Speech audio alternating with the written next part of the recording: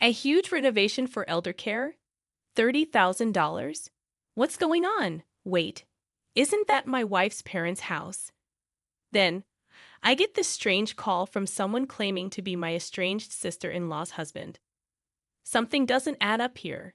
It seems like my sister-in-law might be plotting something. Hi, I'm Martha, a 56-year-old stay-at-home wife. My kids are grown and out of the house now. So it's just me, my husband, and my in-laws living together.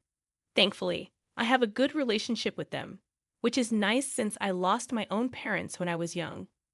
With the kids gone, my husband and I are finally enjoying some freedom from parenting duties. When my husband and I tied the knot, we knew we'd eventually share a home with his parents. However, my mother-in-law, who had a rough time with her own mother-in-law, had her house turned into a two-family home for us. Even though we live under the same roof, we each have our own space, which has probably helped our relationship flourish.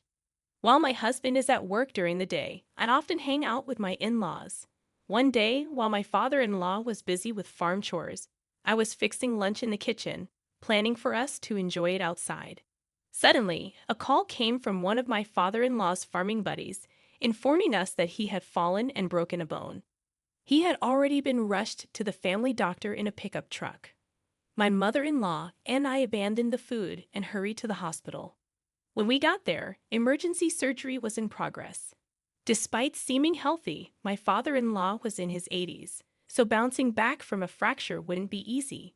The doctors warned us to brace for the worst, possibly even needing a wheelchair. So that's what they meant. As long as he pulls through, that's all that matters. I'll be there to support him, I vowed. We sat anxiously, hearts heavy with prayers, as the surgery dragged on. By the time my husband finished work and joined us, the surgery was over, and we breathed a collective sigh of relief seeing my father-in-law peacefully sleeping in his hospital room, free of any major complications. We decided to rally around him together from then on. But our hopes were dashed when, just a month later, my father-in-law passed away suddenly.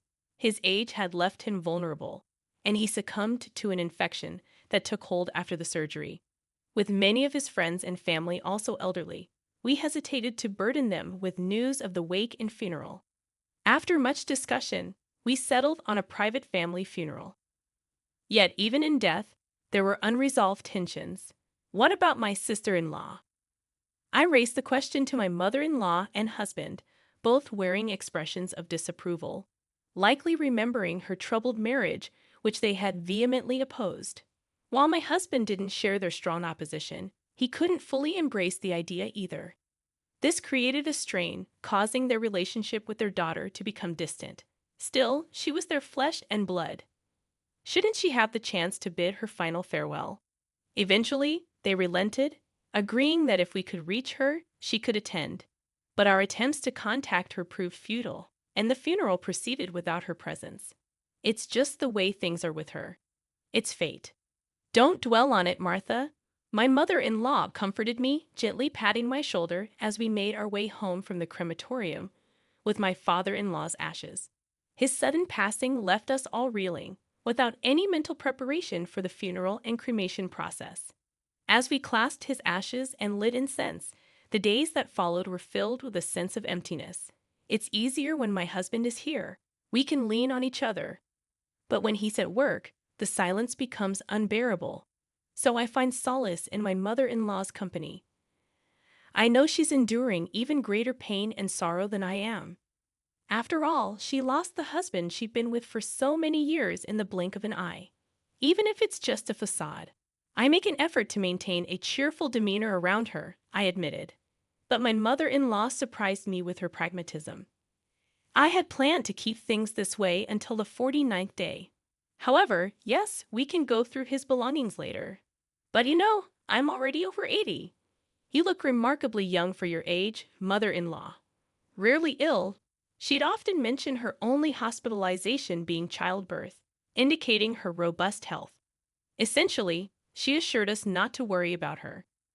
You're very kind, Martha. But while I'm still mobile, I'd like to organize our things, including his, she insisted. I understand the sentiment of wanting to preserve important memories, like your father-in-law's belongings. Just let me know if you need assistance, I offered. She promptly asked for help retrieving items out of her reach. As we sifted through old photos of my father-in-law, she fondly recalled their youth, sharing tales of their adventures. I listened attentively, nodding along. When the phone rang, my mother-in-law, who didn't own a smartphone, relied on the landline for communication. I wonder who that could be. Only a few close friends knew our situation, and I thought they might avoid calling once they knew. But it might be urgent. I'll answer it. Considering her difficulty in moving, I decided to answer the phone myself rather than inconvenience her. I quickly reached for the receiver near the entrance, greeted by a polite voice I didn't recognize, introducing himself as my sister-in-law's husband. However, I had never crossed paths with him before, leaving me uncertain if he truly was who he claimed to be. As I listened, pondering if this was a new scam targeting the elderly, he broached the topic. I want to discuss the home renovation for caregiving.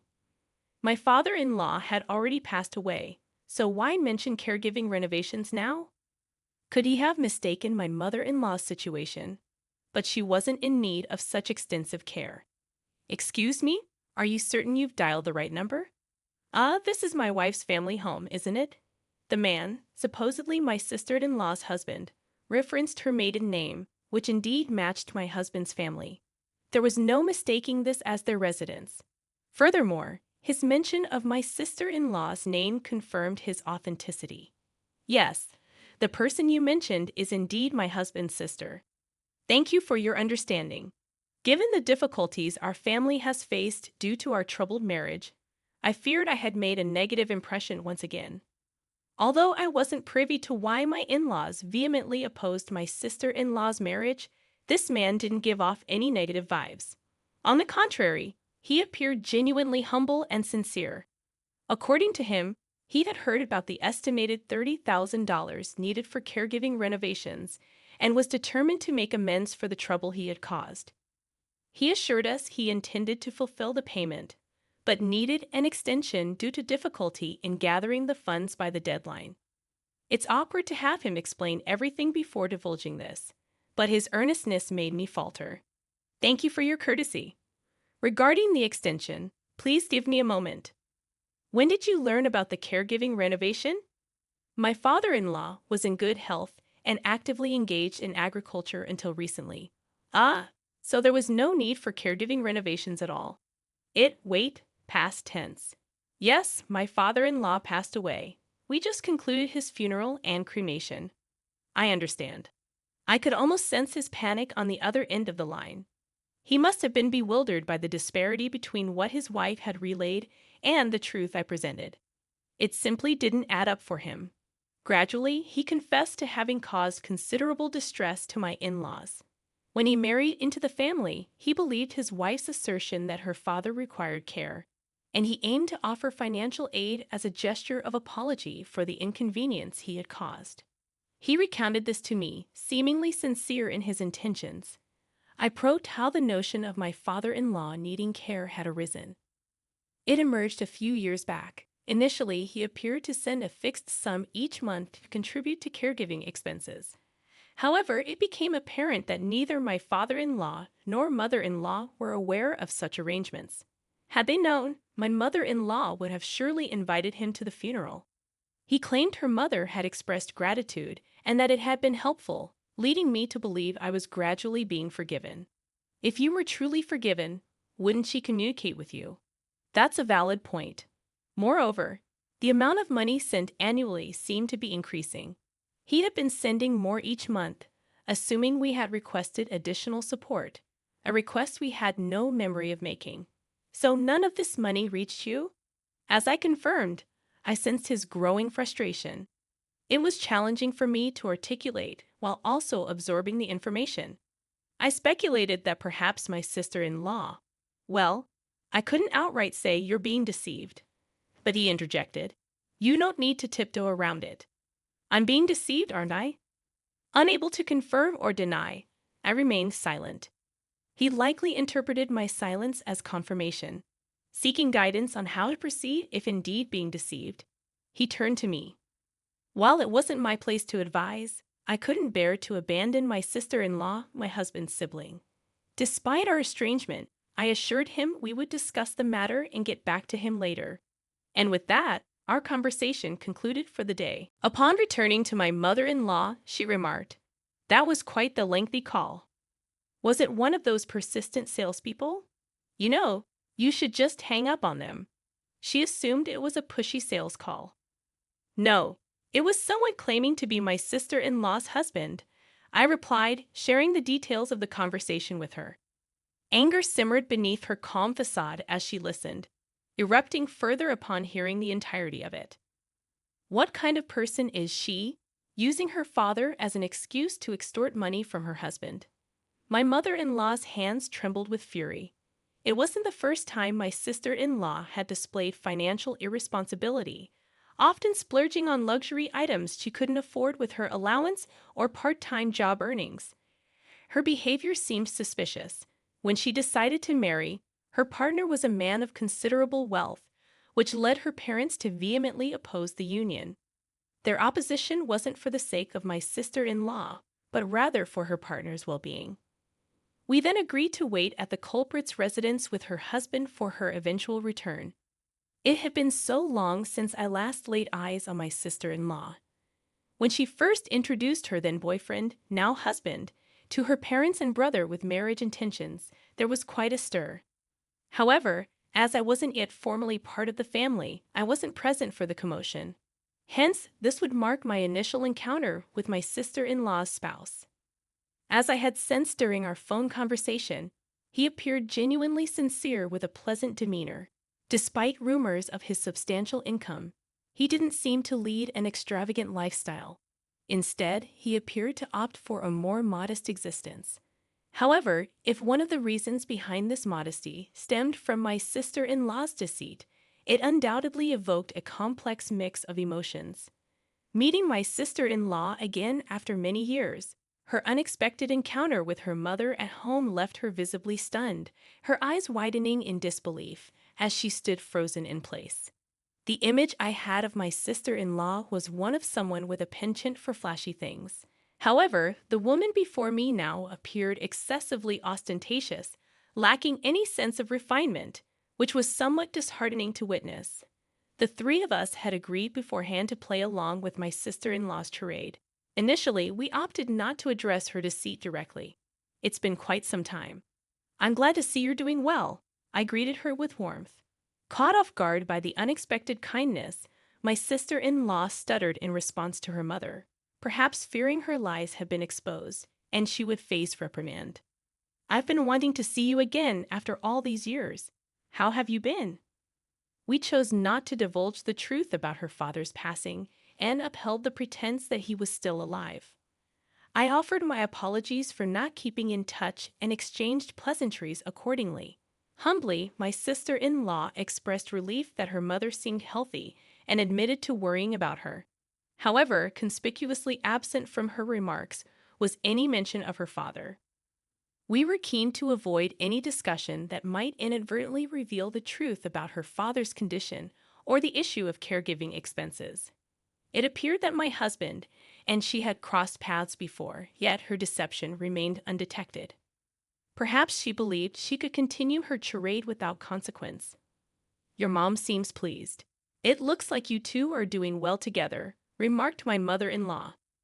She was hopeful that her daughter would mend her ways and gradually start supporting her husband. The strategy was to shower her with praise in the hopes of prompting a change of heart.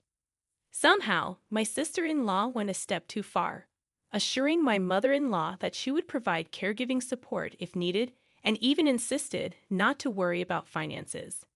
It's astonishing she could make such promises in front of her husband, who had been supporting her with good intentions. My heart went out to him as he listened to it all, I lamented. Expressing our gratitude, we took our leave that day. Judging from her actions, it seemed probable that my sister-in-law had been diverting the money she requested for her own use.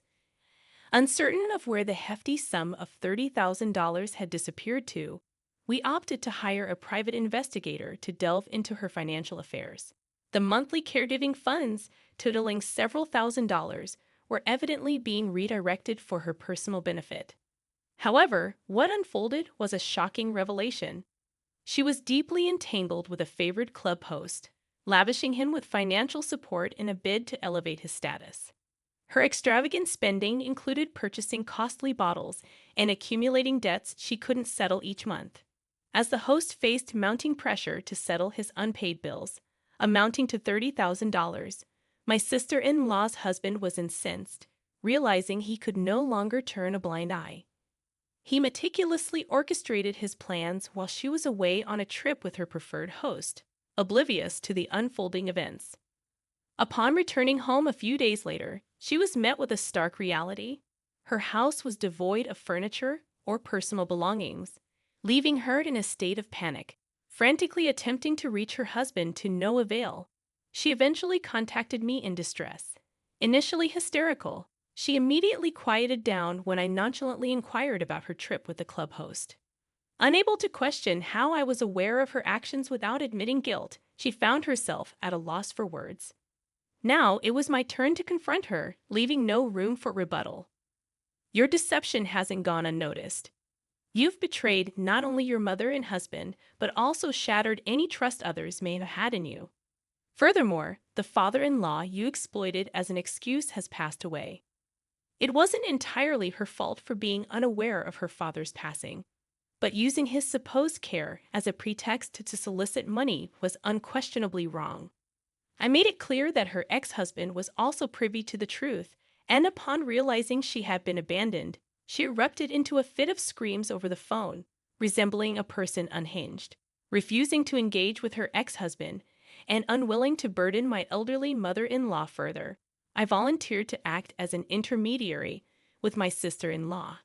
Despite her continued protests over the phone, she evoked pity in a way, oblivious to her father's demise and exploiting him as a means to an end.